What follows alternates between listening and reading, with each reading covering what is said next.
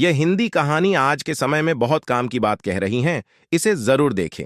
भगवा रंग किसी भगवान का रूप नहीं है। इसे पहनने वाला हमेशा संत हो, वो जरूरी नहीं। एक शहर में पुलिस ने सभी चोरों की नाक में दम कर दिया था। सारे चोर एक के बाद एक पकड़े जा रहे थे। बस एक चोर जैसे तैसे बचकर एक जगह जा छिपा था। तभी उसे एक ख्याल आया कि क्यों न वो भगवा पहनकर साधु बन जाए। ये दुनिया चोरों को तो जूता मारती है, लेकिन अगर वही चोर भगवा पहन ले तो उसके पैर में पडेढ़ी रहती थी। इस प्रकार चोर साधु बनकर घूमने लगता है। कुछ दिनों बाद पाखंडी साधु में एक कला थी कि वो बोलने में बहुत माहिर था। प्रवचन तो उसके बाएं हाथ का खेल था। इस कारण साधु की निकल पड़ रहती है। उसके बहुत से शिष्य बन जाते हैं। कई लोग उसके आगे पीछे घूमने लगते हैं। उसे मुफ्त में खाने को मिलने लगता है। बस उसे सांसारिक जीवन छूटने का दुख रहता है। पाखंडी साधु जंगल में अपने शिष्यों के साथ रह रहा था। तभी उसके आश्रम में एक सेठ आया। सेठ को भी पाखंडी साधु ने अपने बोलने की कला से प्रभावित कर दिया। साधु से मिलकर जब सेठ अपने घर पहुंचा तो उसे एक ख्याल आया। असल में सेठ को एक दुविधा थी। उसके पास बहुत सोना था, जिसे चोरों के डर के कारण वो अपने घर में नहीं रख सकता था। उसने सोचा, क्यों ना ये सोना साधु के आश्रम में रख दिया जाए, क्योंकि साधु को कभी कोई मोह माया नहीं रहती। वो तो भगवान का रूप होते हैं। किसी को ऐसे देवता पर शक भी नहीं होगा कि उनके आश्रम में सोना गड्ढा हुआ है।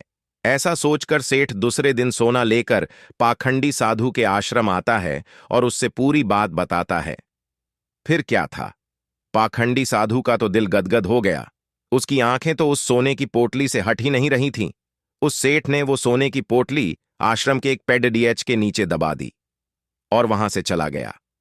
अब साधु को नींद कहां आनी थी। वो रात भर उस सोने की पोटली के बारे में सोचता रहा।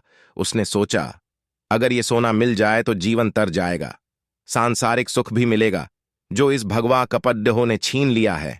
इस तरह साधु ने कई सपने देख डाले। दूसरी तरफ सेठ सोने को आश्रम में रखकर संतुष्ट होकर सो रहा था।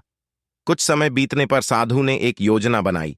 उसने सोचा कि वो इस सोने को लेकर चला जाएगा और सेठ को शक ना हो, इसलिए वो उसके घर जाकर जाने की बात कहेगा, ताकि सेठ को ये ना लगे कि साधु सोना लेकर भागा है। अगले दिन साधु सेठ के घर जाता है। सेठ के पास एक व्यापारी बैठ होता है। साधु को आता देख सेठ खुशी से झूम जाता है और कई पकवान बनाकर खिलाता है।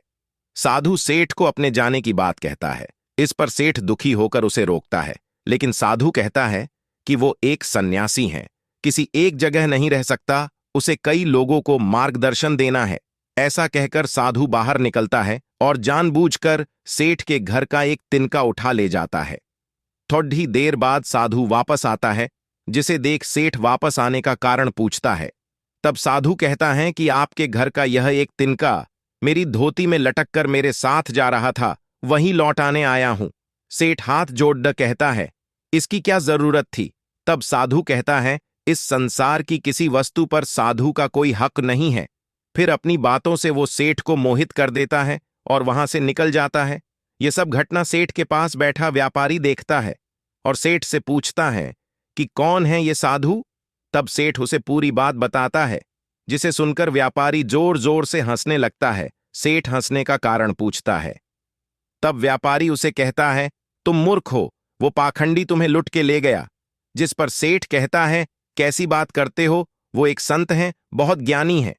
व्यापारी कहता है, अगर तुम्हें अपना सोना बचाना है तो उस जगह चलो जहां सोना दबाया था। सेठ उसे वहां लेकर जाता है और खुदाई करता है, लेकिन उसे कुछ नहीं मिलता। वो रोने लगता है। तब व्यापारी उसे कहता है, रोने का वक्त नहीं है, जल्दी चलो, वो साधु दूर नहीं गया होगा। सेठ और व्यापारी पुलिस को बोलते हैं और पुलिस उस पाखंडी साधु को ढूंढ लेती है। तब सभी को पता चलता है कि वास्तव में यह कोई सिद्ध बाबा नहीं, एक चोर था, जिसने अपनी बोलने की कला का इस्तेमाल कर कई लोगों को लुटा था। पुलिस से बचने के लिए भगवा पहन लिया था। सोना मिलने के बाद सेठ की जान में जान आती है। सेठ व्यापारी से पूछता है कि उसे कैसे पता चला कि यह साधु पाखंडी हैं। व्यापारी ने कहा, वो साधु बार बार अपने आप की तारीफ कर रहा था। संत कितने महान होते हैं, बार बार यही दोहरा रहा था, जबकि जो सच मायने में संत होते हैं उन्हें इस बात को दोहराने की जरूरत नहीं पड़ आती। इसलिए मित्र, आज के समय में जो भगवा पहनकर प्रवचन देते हैं वो सभी संत नहीं होते। इसीलिए मित्रों, साधु संतों की बात सुनने की जगह पे अपने मन की सुनो। नमो बुद्धा। वीडियो देखने के लिए धन्यवाद। ऐसे वीडियो देखने के लिए चैनल को सब्सक्राइब कर लेना।